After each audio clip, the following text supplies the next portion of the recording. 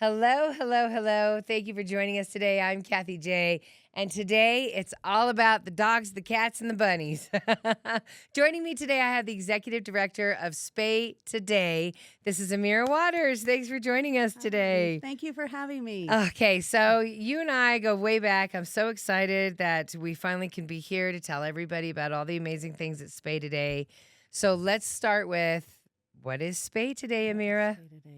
We are a nonprofit vet clinic in Lakewood. Mm-hmm. Our mission is to eliminate animal overpopulation, homelessness, and neglect through spay and neuter services. Yep. And to keep companion animals healthy and in their homes with the people who love them. Right. So there's a lot going on in there. It sounded like a cute little saying, but more or less you're spaying, you're neutering, you're vaccinating, and you have programs that try to help the animals stay with their humans. Yes. And we do microchips. And you do microchips. Yes, that's pretty awesome. Yeah. Okay, so let's talk about the history of Spay Today. How did you start? So the organization opened in 2009 with the vision that all animals are wanted animals. Yes. Right. And Right. so they really focus on just spay and neuter and vaccines and microchips. So we roughly do about 30 surgeries a day on dogs, cats, and rabbits. Yes, and those are the three: dogs, cats, and rabbits. Yep. We're one of the only clinics in the area that does rabbits. Yes, so I was just going to ask, why those three animals? Tell me, I mean, why include the rabbits?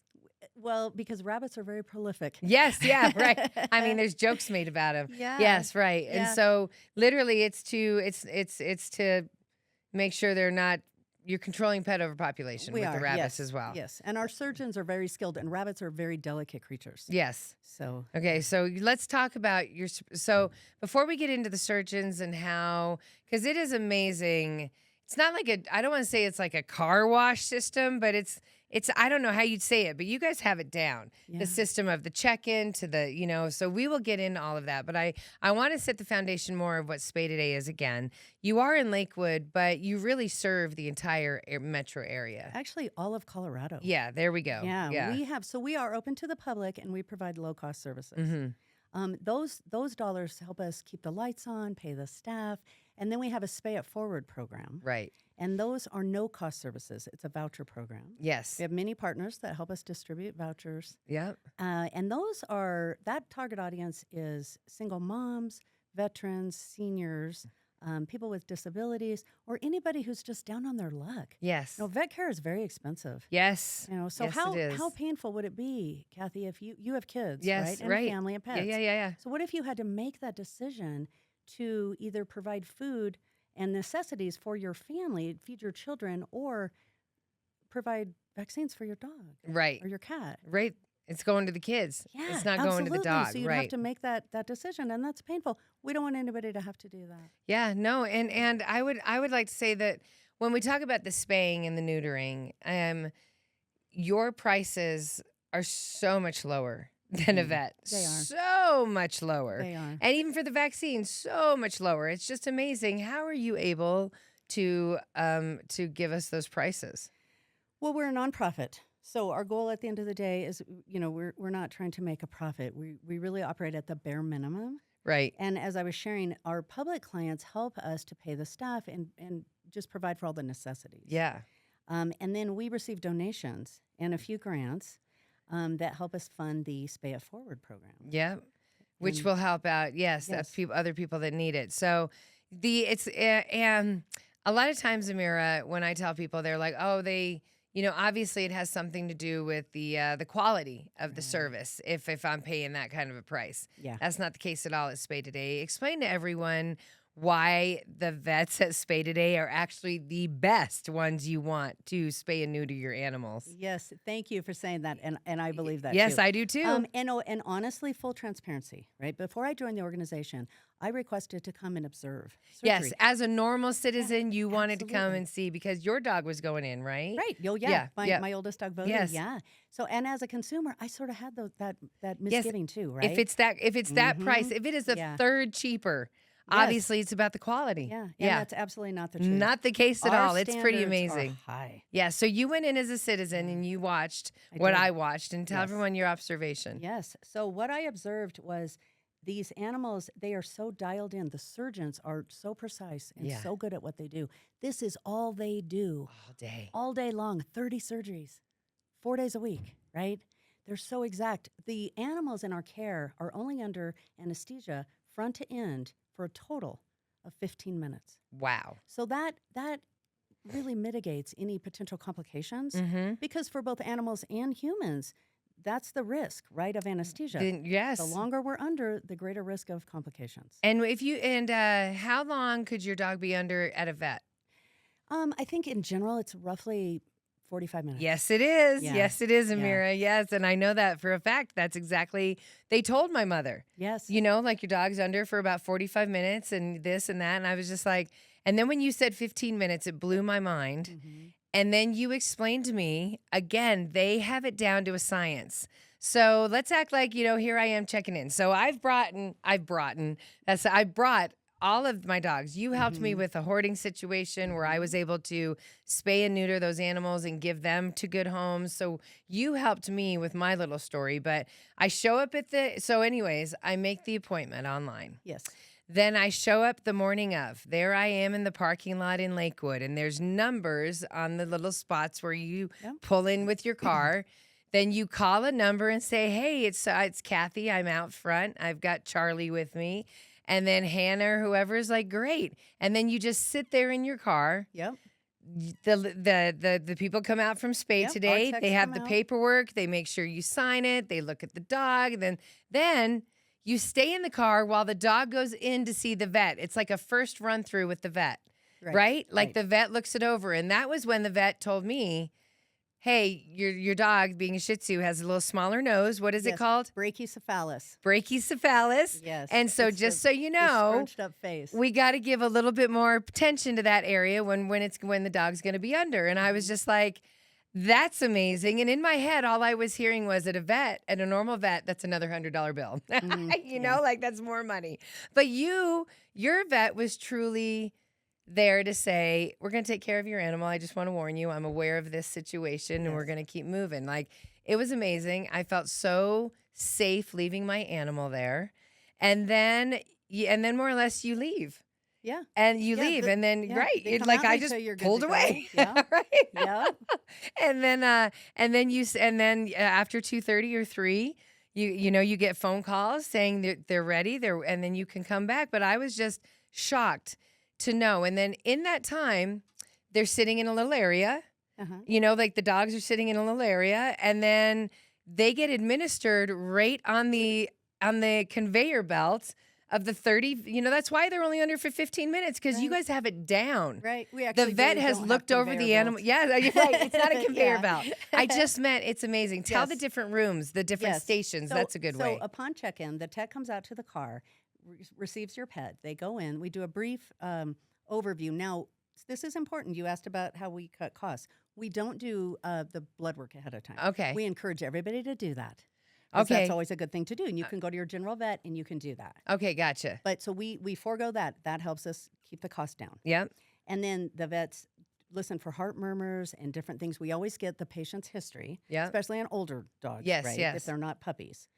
And then they get a pre-medication that just helps them relax and get ready for surgery. Yeah. And then they're escorted into the dog room, which is just a bunch of kennels. They go into their little kennel, and they have a blanket. And it's a calm little room. Like, I thought the energy in that room was really calm. And we play some classical music. Yes, you do. I love keep it warm. It was awesome. We have some heaters in there and make sure the temperature's nice and cozy. Yes, for them. it really was. Yeah. And then from there, once we get the day started and we give the team a break after you've checked everyone in and everybody gets breakfast, because you got to see their sizes and everything. You guys have to plan the day on how they're going to roll through the surgery, and we get the lineup going of who's going to do surgery first. That's crazy. Right? We start with the really big dogs, or the fractious dogs. Sometimes we have fractious dogs, and for those of you who don't know, fractious just means these are dogs who are somewhat aggressive or they're really timid or something like that. We take extra care with them, and we do them first. That's because oftentimes, too, especially if they're dog aggressive, we'll get them out. We'll give them an early checkout.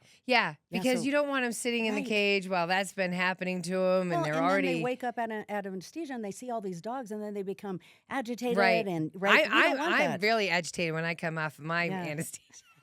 There was one time, you don't want to know what I said to my husband. So I can imagine. So you're right. So you already take that into. I'm glad you said that, because if I had an animal that was aggressive, probably because I hadn't had him snipped and he could be a 5-year-old aggressive dog, but I need him snipped, I could still call you and you would help work with me to get him snipped. Yes. That's amazing. Yeah, and in some cases, if the person shows up, the dog shows up, and the animal is overtly distressed, right? We don't want to do surgery when they're really stressed out. So what we'll do is we'll give them medication and send them home and have them come back.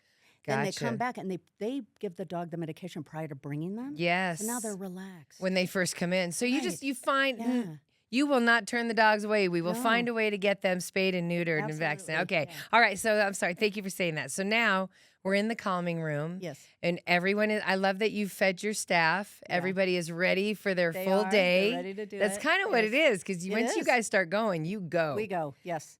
And Tell then me. we have a prep area where the dogs are shaved for surgery. Yes. And then put under anesthesia. And then they're rolled into the surgery room. And we have 3 surgery tables and 1 or 2 vets working on any given day. And then there's always basically a surgery nurse, one of our techs, that's in there monitoring those 3 dogs. There's always eyes on them through the entire procedure. And then once surgery's over, then they're rolled out and they go to the recovery area. Yeah. And there's another nurse with them all through recovery until they're ready to wake up. Then at that point, we take them back to their kennels. And then about an hour later, we give them a snack. Yep. They're probably hungry, right? They haven't eaten breakfast. I'd be hungry. Yeah. Right. Yeah.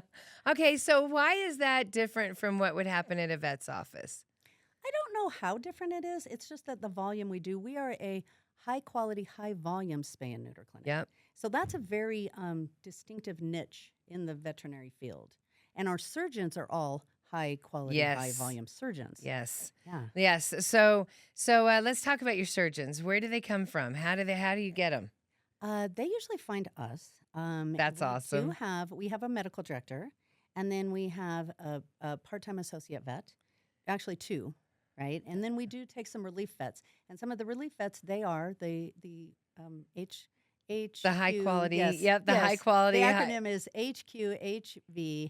HQHVSN. Wow. Yes. That's great. But it took me months to remember that. Yeah, I'm not going to remember that. We're speaking today with Amira Waters. She's the executive director of Spay Today. Spay.today is where you can find them online. There is a huge event coming up that I want everyone to come and join us with. We'll get to it. The Spaghetti No Balls. But I want to say one more time, let's stress, it is safe to get your dog neutered and spayed at Spay Today. It's actually safer, if you ask me. You know what, Kathie? Our number one goal is pet safety and experience. And our techs and our doctors treat every animal that enters our clinic as if it was their own. Yeah. They take the extra time with the scared dogs. We go above and beyond with the fractious dogs. A lot of our team is like, when we interview people, I'll say, okay, so how do you feel about working with fractious animals? And they're like, yes, those are my favorite, because they understand at the end of the day, a fractious animal, they're suffering. Yeah. Right? Especially dogs, because they're pack creatures. Yep. So if they have dog aggression or people aggression, at their very core, they want to be included, right? Yeah. Like whatever's happened in their life. Maybe they were homeless. Maybe, who knows, right? Yeah. No judgment whatsoever. Right. But we take that extra time. We have a lot of empathy. Yeah, no, and that means so much. Yeah. And then when I start thinking about the volume, if you're doing 30 a day, help me with the math, that's 150 a week right there that you're seeing those dogs, seeing those cats. There's nothing that you haven't seen. Like, I feel like if a normal vet is seeing this animal was sick, this animal swallowed something, this animal, and I'm going to throw a spay and neuter in. The animal might be under for a couple hours, go back in the back and see if they woke up yet. Like, it is a different kind of post-surgery care, during surgery care. Like, I guess they're spaying and neutering 12 a week as opposed to a vet that has spayed 150 for the week, or that really says a lot. There's nothing you haven't seen. Nothing that's going to throw you off. Yeah. Like, which would you rather have your best friend going to? Well, that's what I came to after I witnessed the procedure. I spent a half a day witnessing surgeries, and then I felt so good about it. I thought, who's going to cut my animal open? I want somebody who does it 30 times a day. Yes, and knows how to get it closed up fast. Absolutely. Right, and get them happy again. It's going to do that surgery. And take the extra care. Experts. Yeah, so spay.today is where you can get signed up. Please do. How many spay and neuters have you done? Like, what are the stats? Okay, so she goes, okay, get ready. July 30th of 2024. Yep. We celebrated our 100,000th spay-neuter surgery on a female dog named Murphy. Yeah, Murphy, that's awesome. We also celebrated 3 feral cats.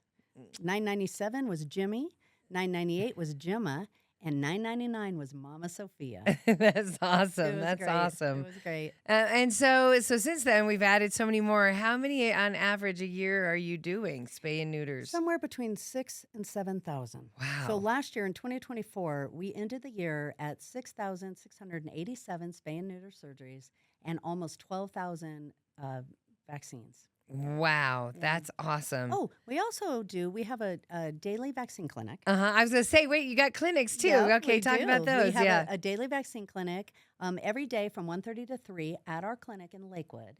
And then once a month, we do ShotSpot, which is a low-cost community vaccine clinic. We partner with animal control offices all over the area. And in the summertime, we go out and we utilize parks. So that's great. That's great for our team. Yep. They kind of get a break, from the day-to-day. And we're out in the nice weather and it's fun. We get to see lots of puppies and kittens. Oh, yeah. No, totally great. Yeah, it's great. And that one's just first come, first serve. And we, on average, will do anywhere from 1 to 300 animals at a ShotSpot. Yeah, that's pretty incredible. So, Amira, tell me why it's important to get our animals vaccinated. Oh, because there are so many life-threatening diseases that are preventable. Yeah. Just like with humans. Right. But what if my dog never goes outside? Do I have to, Absolutely, because rabies is carried by squirrels, rabbits. Yeah, and those skunks. are running along the fence all day. My Charlie is driving me crazy with his, get that squirrel. It's around. Viruses are around. Just like in human medicine. Yeah. It's no different. So tell me why I need to get my pets spayed and neutered. There's a lot of reasons for that. Yeah, where do we begin? The biggies. Yes. All right, some of the biggies. On a physical level, domesticated dogs and cats have a higher, greater propensity to develop reproductive cancers. Yeah. Both in males and females. Yes. If they're not spayed or neutered. In female dogs, now this is something that can happen anytime, but we typically see it in older female dogs. It's something called a pyometra. And it's a uterine infection. And it's deadly. Yep. It will literally kill a dog within 48 hours if you're not taking care of it. Right. And we've had those cases where people have called, just some general practice vets, and it's astronomical, the pricing, and they can't afford it. They don't have the money. Now think about that. So here you are. You've had this dog for 9 years, say. Yes. Right. And they've never spayed it. No, right. This happened. Yep. This has happened more than once. I've been with the organization almost 5 years, and I've seen at least 4 cases that call us in the middle of the day. They're Death panicking. sentence. Yes, their pet may die. They know that. They don't have the money to move forward, and they're desperate, and they call us.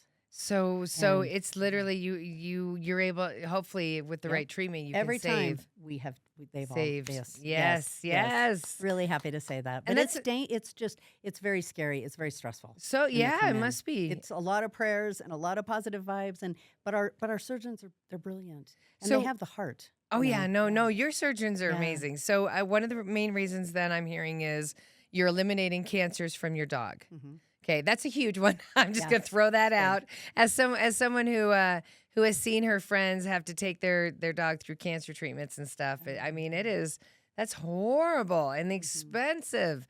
If you just could have spayed and neutered them off the bat, or when you had that, $150, it makes a world of difference. Now, what about the aggressiveness for the male dogs that you always hear? Is that true? I'm not a vet. Yep. So I can't really professionally speak to that. No, but you neuter enough. I've seen it. Yeah. Well, and I've seen it in my own pets. Oh yeah. Where oftentimes the level of energy comes way down. The level of aggression will come down. A lot of that is also training. But here's what I think. This is just my personal opinion, right? Yep. We've domesticated dogs and cats. We brought them into our homes and made them a part of our family. They have an instinct to mate, to breed, right? Right. If we take that away from them, take away the instinct to have a more peaceful life. True. They're happier. They're not driven by nature. Right. They're not trying to get out the door every 2 seconds. And we're not having unplanned litters of puppies and kittens that now we have to find homes for them. Yes. This also, our services really support all local shelters and rescues, because when we don't have unplanned litters, the puppies and even the older dogs, Yep. the dogs Get and to cats get out of the that are shelters here already. Yep. Yes, they have a greater chance of being adopted. Yes, that's very true. Trying to control it's all one big cycle. And if you call yourself an animal lover, then you need to be a responsible pet animal lover, and that means you need to spay and neuter your animals. We need to do what we can to control pet overpopulation. I feel that there's some myth out there that, oh, well, because during COVID, it was like there are no animals to be found. Everyone's adopted every animal. Right. That is not the case. Then the current news in 2025 is they're overflowing again. Like shelters are just, it's so sad what's happening. Well, and the truth is the solution to animal overpopulation and to even neglect and potential abuse. Now think about that for a minute. Right? True. Homeless animals. Homeless animals. Right? It starts at the beginning. If we don't have unplanned litters being born, those issues don't exist in our society. Yep. You're absolutely right. Yeah. What would you say to the men? Don't want to take off the guy's stuff. You shouldn't humanize your dogs. Don't humanize your dog. That's the best way to say it. They will be happier without it. And me sitting there in your living room, I don't need to see it walk past me and hit my shoe. I'm just saying. I mean, I do have a friend, and I'm just like, really? Like, this is not. You need to be more of a man and help your dog. Yeah. So anyways. Okay, so Amira, let's talk about spaghetti and no balls. So speaking of no balls. Yeah, spaghetti. Yeah. So that is the best name for a charity event.